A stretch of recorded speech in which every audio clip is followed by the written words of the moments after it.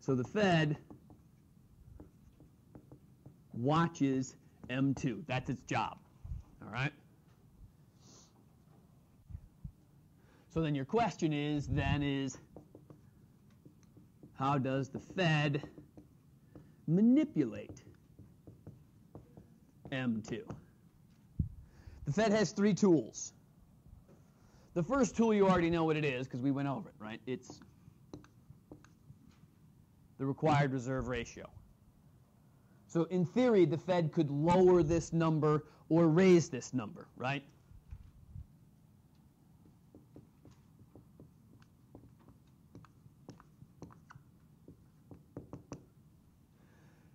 Remember that the required reserve ratio is done by division.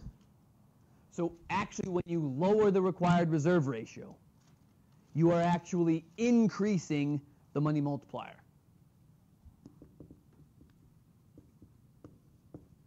So you will make the multiplication of money bigger when you lower the required reserve ratio a bank must hold. That's why when 3 years ago the Fed actually raised the required reserve ratio, I freaked out a little bit because what it meant they were doing was restricting the money supply. They were actually making money harder to get. So when you raise the required reserve ratio, M2 falls, it decreases, right? So this is one of those sort of inverse type relationship things, right? So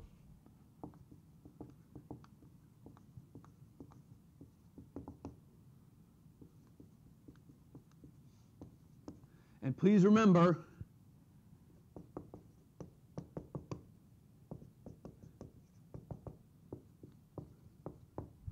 when the Fed does this, it makes a humongous difference on the money supply, right? Changing the required reserve ratio is a very scary prospect. It normally does not change very often. It's one of those things where banks, individual banks, have different required reserve ratios, and the Fed will only change that when the bank's positioning in the economy becomes dangerous. So when banks start to get in trouble, they will raise the required reserve ratio on them, so that when they do go under, there's more money available for them to spread out into the system from the failure. Now, the other thing that the Fed can do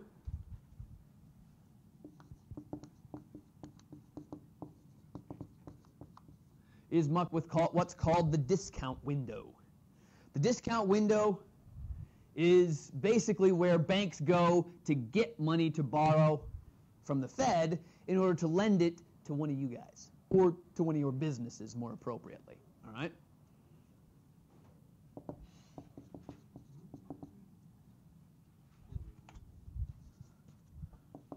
How the Fed loans excess reserves to banks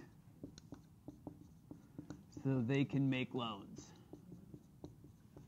We did this already, right? Okay, cool. Just making sure. Wednesday was a long time ago for me. Your fault. Wednesday was also when I was running back here late, right? Again, that was like 2 years ago for me. All right. So much has happened since then. The alcohol does to your brain. Jet lag. What does your brain on weekends? What brain? Yeah, it's like, all right, so this is what the discount rate is. What banks pay the Fed to borrow excess reserves in order to make extra loans. And remember that then there is also the federal funds rate, so you guys know what that is as well? Okay.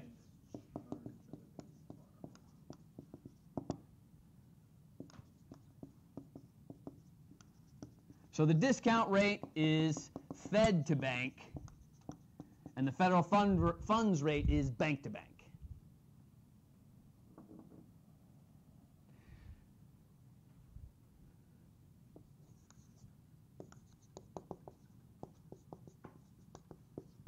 And again, these things have these changes, federal funds rate, discount rate. These have a big effect on the money supply, not a huge one like the required reserve ratio has. Okay, so if you were, like I said, this is the biggest hammer that the Fed has. They try very hard not to pull it out unless they have to. This one, they change potentially up to once a quarter. Really, they only change it once every 3 months practically. It's only in the last 3 years that this number has fallen more than once or twice in a quarter since 1940. All right, and then the last thing that the Fed has, and this is the part we didn't get to quite yet, right, was the FOMC? Yes. So, Federal Open Market Committee.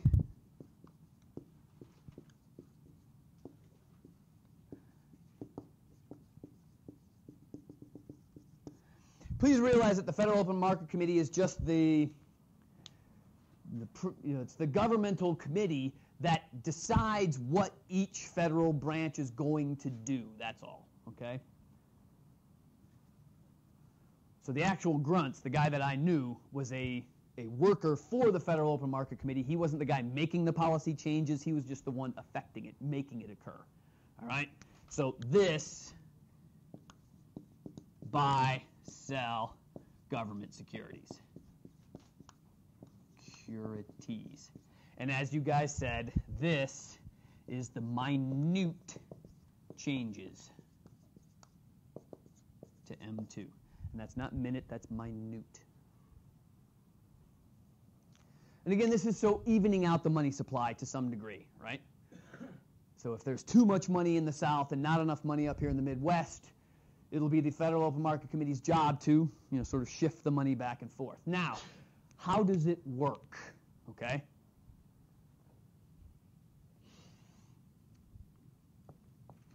When the Fed buys, let's go with like a small number.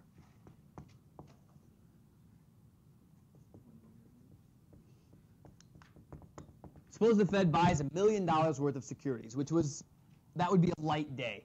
When my friend worked there and we were actually speaking regularly, the average was about 50 million a day.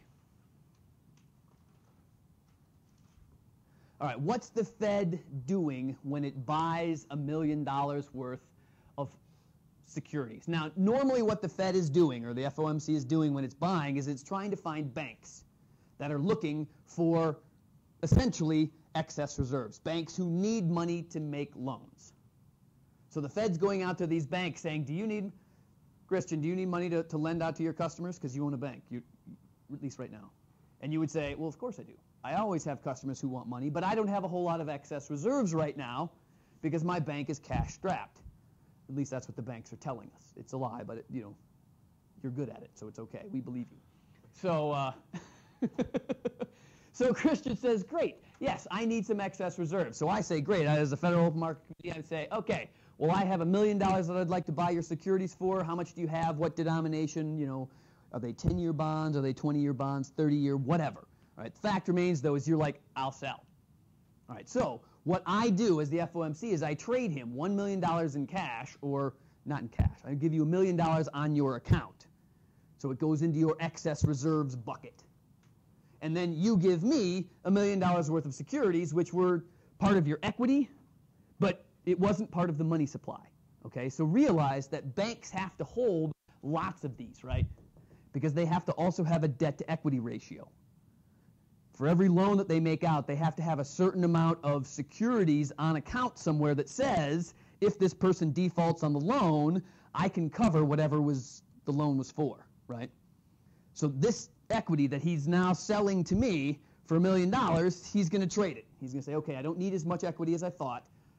Perhaps some of your loans, which used to look bad, now all of a sudden look okay. And so the Fed is not as unhappy with you as they normally are. Normally, the Fed is very unhappy with all banks, period.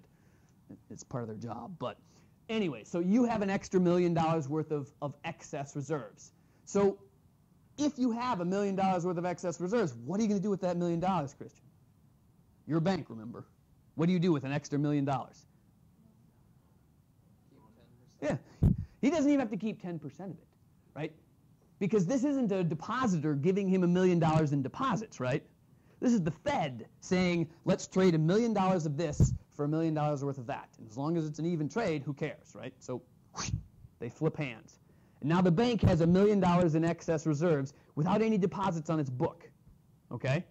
because the Fed's not depositing the money, it's just trading equity for cash. So this becomes $1 million in reserves. And this pen sucks big time.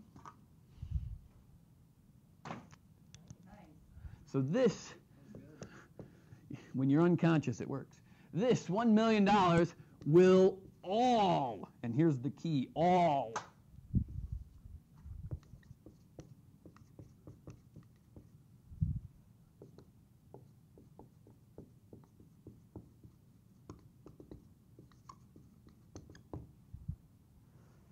so Christian can loan out the full $1 million without having to hold any of this 10% crap.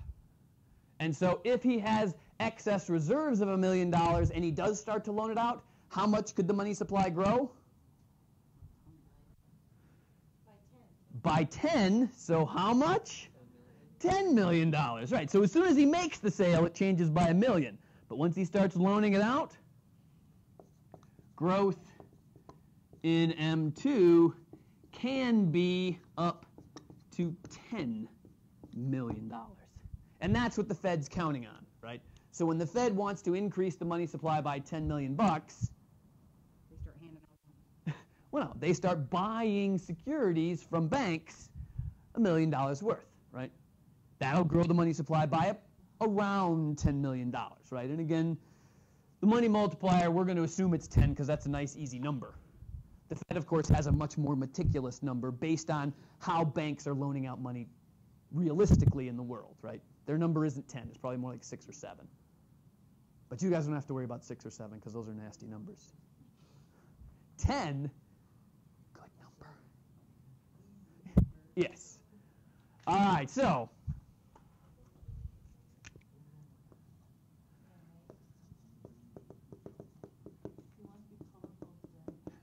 I'm trying to find one that's brighter.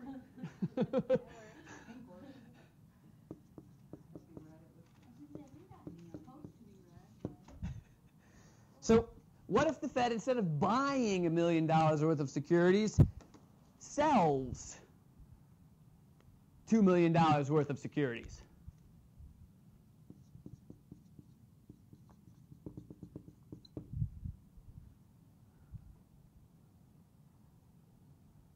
So now what's the Fed doing when it's selling securities? So the Fed obviously has lots of government debt on its books, right? The Fed's one of the biggest buyers of our government debt, which is good. They should help, darn it. So when they sell some of these, right? So the idea here is that this time I'm going to go to Elizabeth's bank, and Elizabeth's bank has got cash laying around like there's nobody's business, right? The problem with it, though, is that nobody wants to borrow it from you. And you're kind of annoyed, right? Because you're a bank, and that's how you make profit. And you know, when banks don't make profit, bank presidents and owners, they get pissed. So Elizabeth is disappointed, but at the same time, she's like, I got to do something with this, you know, $2 million that I have sitting around. So when I call up Elizabeth and say, hey, Elizabeth, I have these government securities that I want to sell you, Elizabeth says, okay.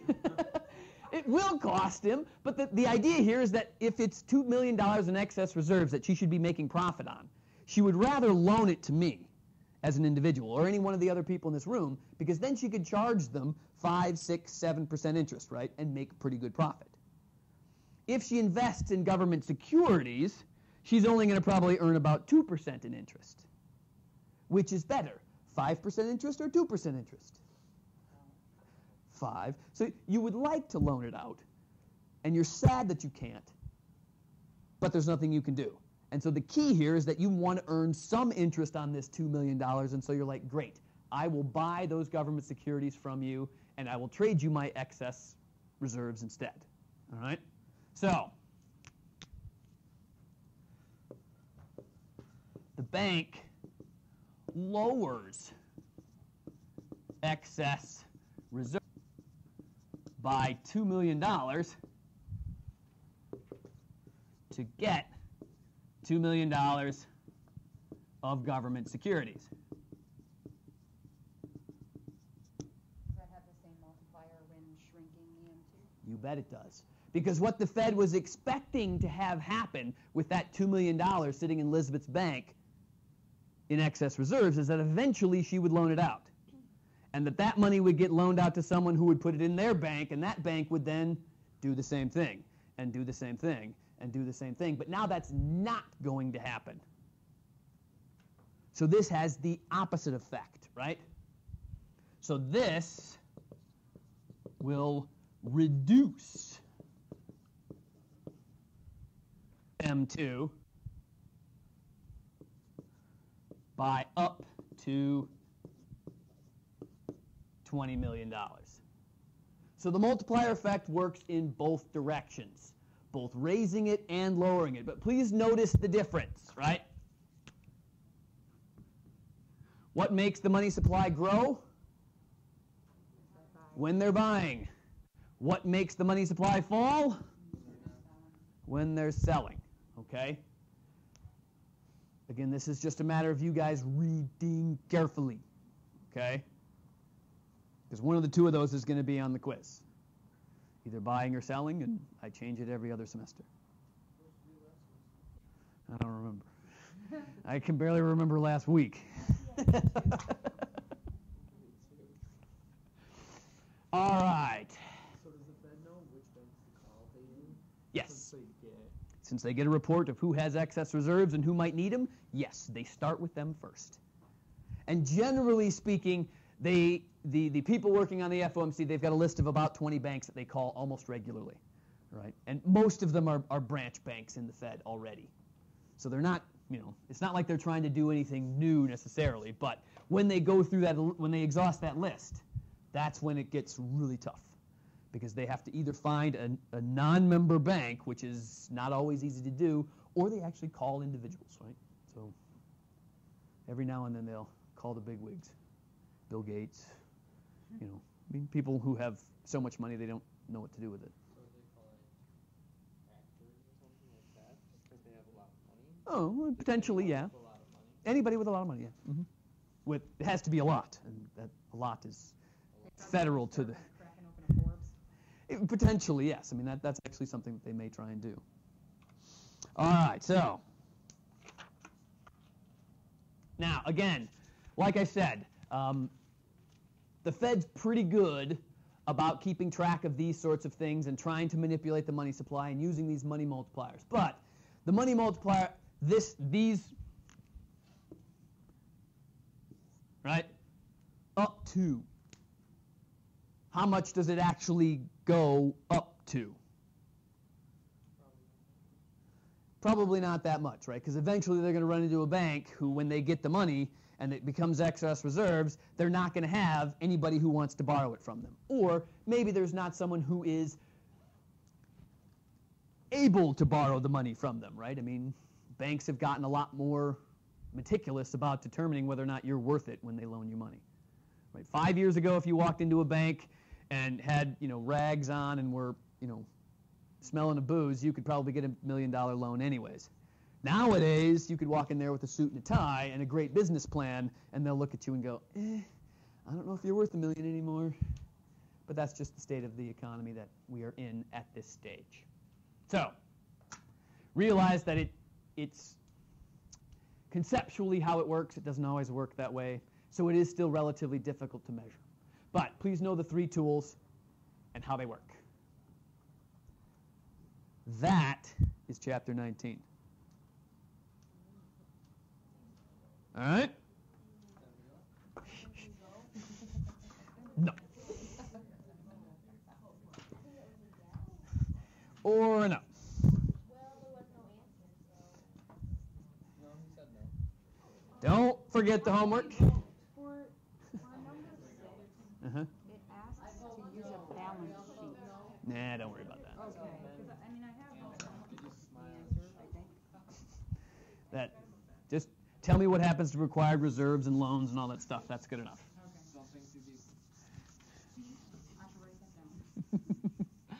All right, so that's chapter 19. Now, obviously, we're not going to get anywhere near finishing chapter 20, but I do want to get into chapter 20 because it really points out what the Fed is trying to do and how it's really trying to affect the economy.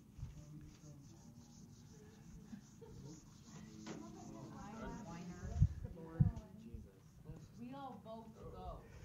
If this were a democracy, I would say fine. You can leave whenever you want. I don't care. You know that. I'm still going to be lecturing, though, so adjust accordingly. All right, so we won't get in too far. Don't worry about it, but 1 page. We still got 2 weeks.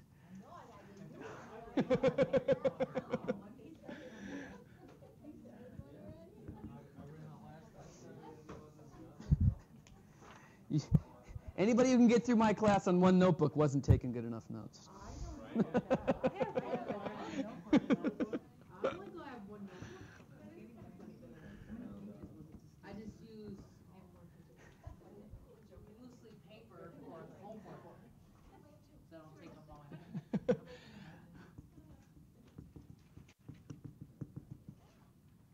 All right, so Chapter 20 is where we find out what this money stuff really does. Okay, now hopefully most of you could figure out for the most part what's going to happen. So when the Fed puts more money out in the system, you expect that with more money out in the system, people will be able to spend more because they have more. Okay, and from a very, very, very trivial perspective, that is true. Okay, but that's really, a simplistic view of the fact that if you have more of something, it's easier to give some of it away. All right? Please realize that when the Fed is changing the money supply, very rarely is it doing anything to you guys. Right? So the Fed, when it's quantitatively easing or buying government securities, they're not buying it from you guys. So your bottom line does not change. They're dealing with it at a top level. All right? So what we need to deal with is that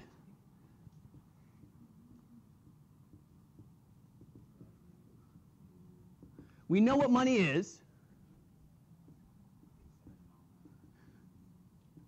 We know how to define and measure it.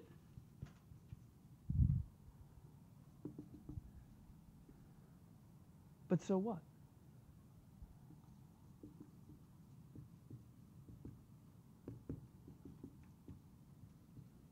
How does it affect, and what are the 3 goals of the macroeconomy? Stable economy. Stable prices. Okay, so prices, Growth. stable, that's one. Growth.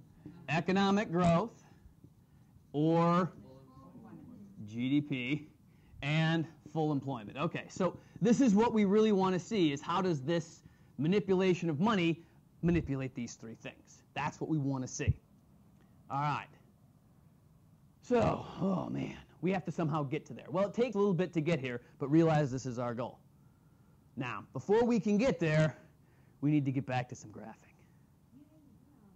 I know you're probably hurting for it anyways. This is why I didn't want to let you go early, because I know I could see it in all your faces that you were jonesing.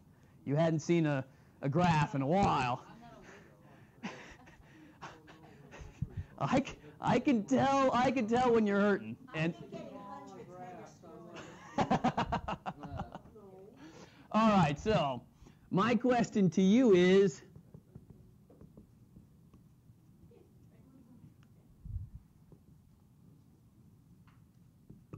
what is the demand for money? What affects the demand for money? What determines whether or not you are willing to walk around with cash, either in your hand, in your checking account, or in your savings account, instead of investing it in long-term government debt or long-term investment period, right? So like a 5-year certificate of deposit. No more interest rates available. Interest rates, right? Interest rates. So the big kicker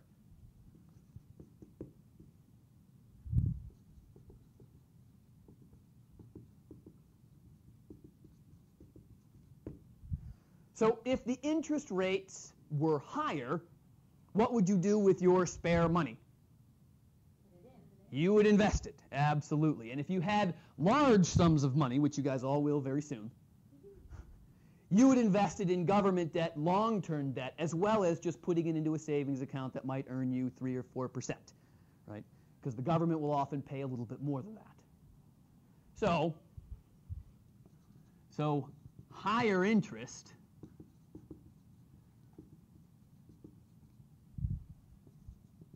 will make you demand less money.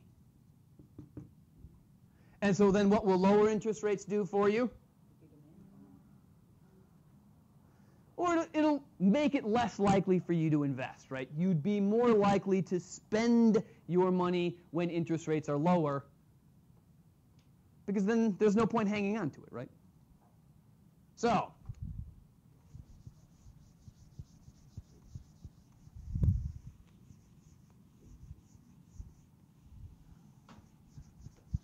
before I draw a graph, and just to be complete, there are 3 standard reasons we hold money.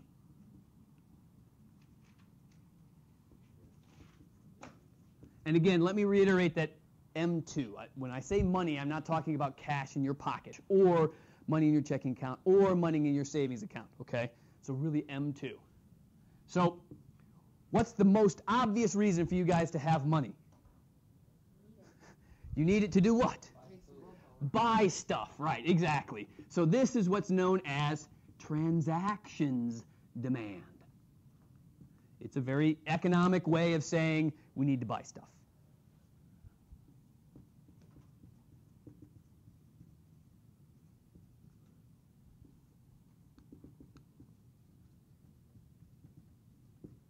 All right, so whatever we have to buy on a day-to-day basis or a week-to-week basis, like groceries, rent, utilities, etc. Okay, that's one of the reasons we keep money around. Now, why else do we keep money around? Rainy day. Precautionary demand.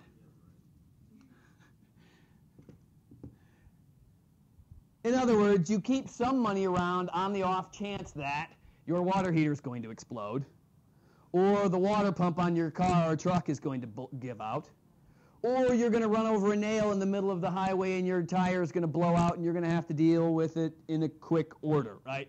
So, safety needs. In other words, you hold some cash kind of like you have insurance policies, right? I mean, part of the reason why you all want to have health care is not because you want health care insurance so that you can get health care when you need it. This is the same sort of thing, right? Some people say, look, I don't need health insurance because I hold $200,000 in cash in an account somewhere that I'm going to use when I need to spend it. And this way, I control the money instead of the government controlling it with their insurance policies, right? That's the biggest complaint by people out there who complain about a healthcare system, is that they want to be the ones in control. And if the government's dictating how health insurance is written, then the people are not in control, and that's bad, because you people are way smarter than everybody else.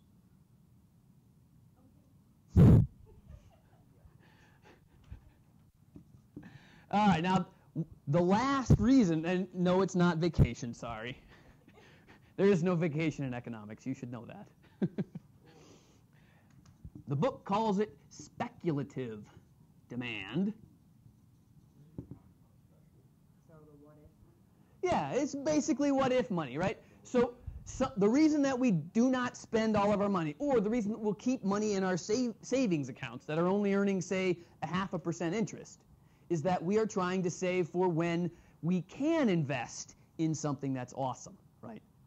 So you may hold $10,000 or $20,000 in a short-term certificate of deposit, so that if your neighbor all of a sudden comes over and says, in a drunken stupor, I have this great idea, right? And they proceed to spill out this great idea, and you're like, holy shit, that is a great idea, right? And then they stumble back home and pass out and forget they ever said it. And you're sitting on 20 grand going, what might I do with that $20,000? His idea that he has now probably completely forgotten. You can jump on it, bam, here you go. Hence, speculative demand, right? So,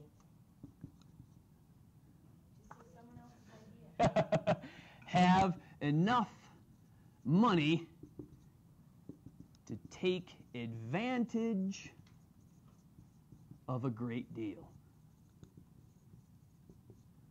So you're speculating in the future that I don't want to put all of my money in a 10-year treasury bond because it takes time to sell that and to get the cash that you need to start a business, because that drunk guy may wake up and remember what he said and in which case then you're screwed. He's already started the idea, maybe he's actually filled out the patent forms, and now you can't steal it from him.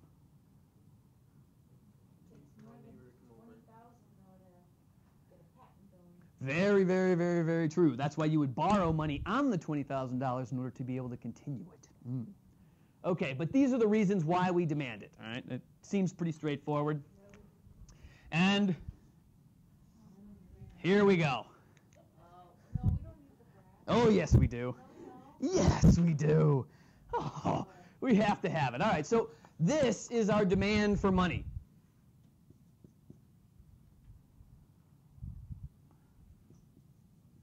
So on the bottom portion of our graph, we have the money supply. How much money is out there? M2, how much cash is sitting in the system.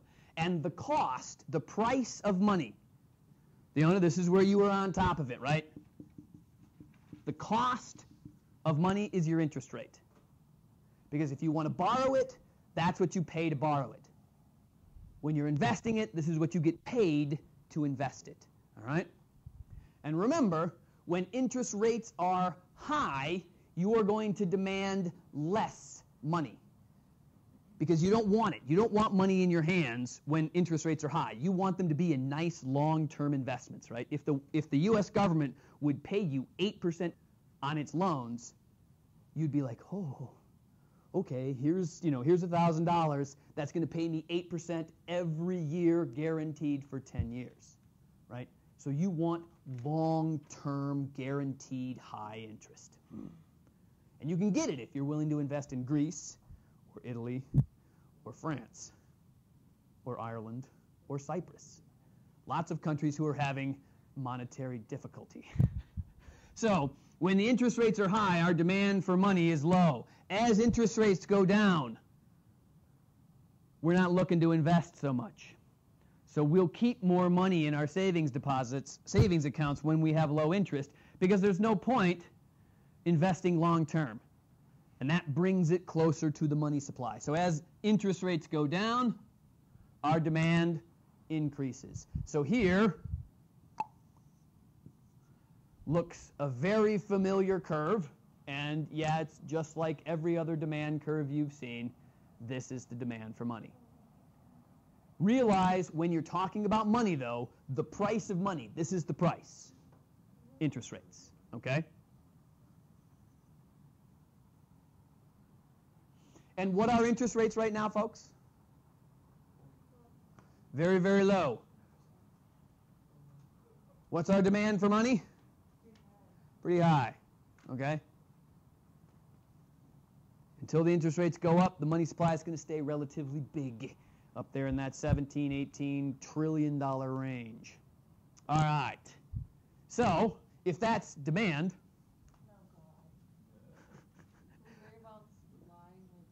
well, the nice part about this is that supply is real easy. You're easy. So, who's watching the money supply? The Fed. Who's deciding how much money is in the money supply? The Fed. How good are they at measuring what the money supply is? They're pretty good. Sometimes they suck, but usually they're pretty good. So the key here then is, if the Fed is pretty good about dictating what the money supply is and where it is, they know how much money is in the system. So if they say that the money supply is going to be, $20 trillion, what's the money supply going to be? $20 trillion. If $20 trillion is what's going to be regardless of interest rates, what should I do? Make a straight line. Make a straight line. The supply of money is fixed, in theory, by the Fed.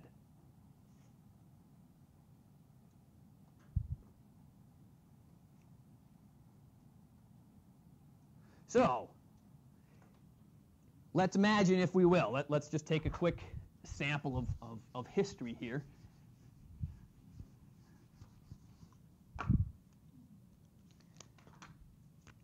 So this is 2007.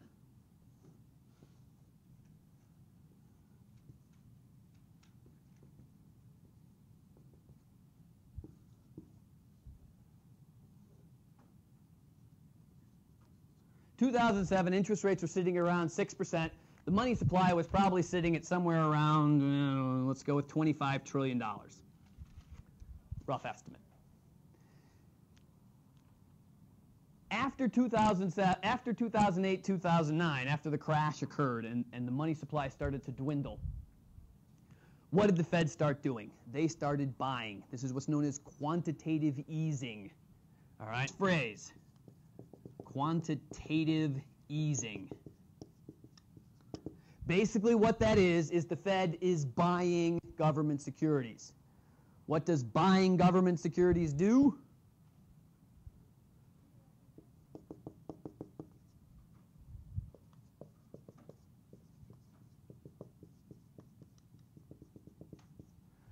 Buying of government securities will increase the money supply.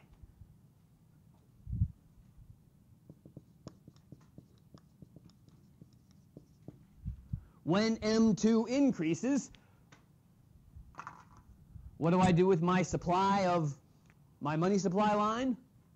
Right, so here was our supply at 25 trillion. If the Fed says, "Ooh, I'm going to increase the money supply up here to 30 trillion." This is 2009. What is the Fed trying to do? It will increase the money supply, and because, exactly, what they did right after it, force interest rates down. So the goal of the Fed increasing the money supply is not to try and increase the amount of money that you have so that you'll spend more. That's not their goal. When the Fed is increasing the money supply, what their goal is reducing interest rates. That's the goal.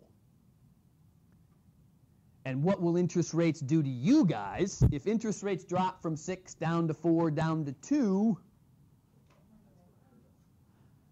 yeah, that's going to say to us, we are not going to invest our money. Instead, we are going to spend it, right? Or we're not going to invest in long-term savings. We're going to invest in the stock market because the stock market gives you better returns than 2%. And this is why over the last 3 years, you've seen the stock market continually rising. Because the Fed has been pushing down interest rates, and that has been leading us as individuals who have large sums of money, or large sums of M2 at least, to say, well, crap, we're not earning any money on our investments anymore, right? So instead of investing in long-term certificates of deposits or government debt, we put it in the stock market instead. And that is what has led to the charge in the stock market over the last 3 years, are these reduced interest rates. Because we want to be able to earn a good return on our money. And lower interest rates means the banks aren't going to pay you enough when you deposit it. So that is why the Fed increases the money supply. Okay, so when I ask this question on the final, please do not tell me that increasing the money supply means people have more money and they will spend more. 40% of you will say that anyways, because it's usually the 7th or 8th or 9th question on the short answer of the final, and by then you guys are so tired and pissed off about all the other questions that you're like, I don't give a shit, there's more money, we spend more, the economy improves. That would be the worst thing to do. Worst thing I ever do on my test is leave a question blank. All right? So again, though, one last time, and this is where we will start on Wednesday, is that increasing the money supply. The goal is not to have there more money in the system so people spend more, but to reduce interest rates. That's the goal. All right? And we will come back on Wednesday and learn why reducing interest rates helps the economy. No. Nicely said. Just for that, you guys can all go. She can stay. Of course, because she's going to stay and do her Chapter 19 homework. We are going to check it and make sure it's absolutely correct, though.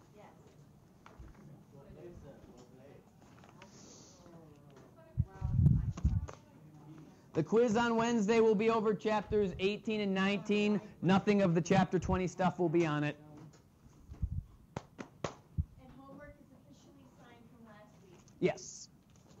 So now I have assigned the Chapter 19 homework due on Wednesday.